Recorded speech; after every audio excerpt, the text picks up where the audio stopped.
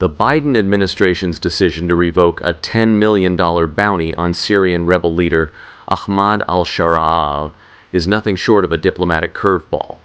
Once known for his ties to al-Qaida, al-Sharaa now leads Hayat Tahrir al-Sham, HTS, a group that played a key role in ousting Syria's longtime ruler, Bashar al-Assad.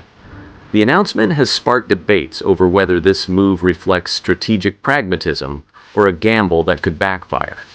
Before we go deeper into this drama, make sure you hit that subscribe button to stay informed on stories like this. On ATN TV, we break down the global headlines with deep analysis. And while you're here, don't forget to like this video and share your thoughts in the comments below.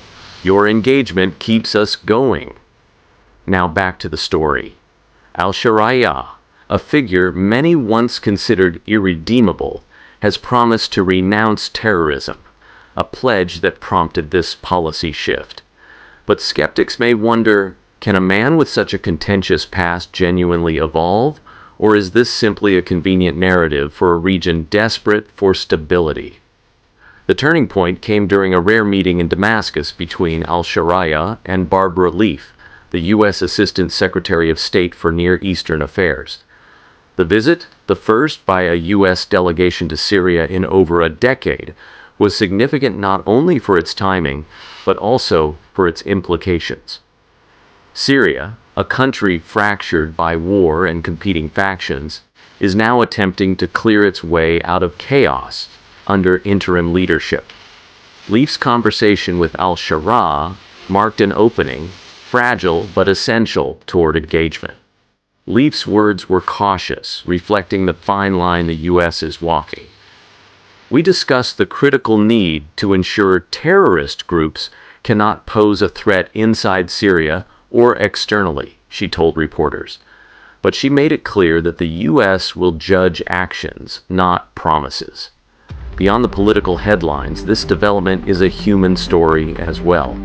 For years, the conflict in Syria has displaced millions and left families searching for missing loved ones. Among them is Austin Tice, an American journalist who disappeared in Damascus in 2012. The U.S. delegation's visit seemed more about finding answers than polity.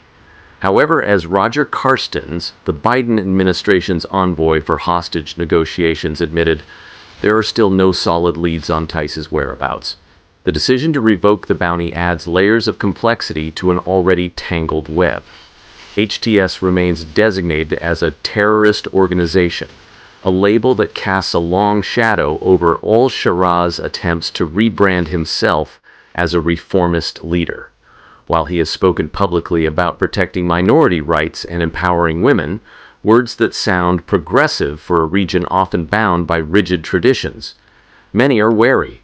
Such promises, however well-intentioned, will only matter if they translate into meaningful change. But why now? Why would the U.S. choose this moment to engage? Some argue it's a matter of necessity.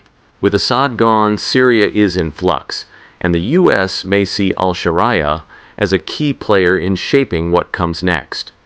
Others suggest this is less about trust and more about leveraging influence in a region where alliances are fleeting and power dynamics shift overnight. As Syria stands on the precipice of change, the stakes couldn't be higher. The Biden administration has made its move. What happens next will depend not just on al-Sharaa's actions, but on whether the world is ready to hold him accountable.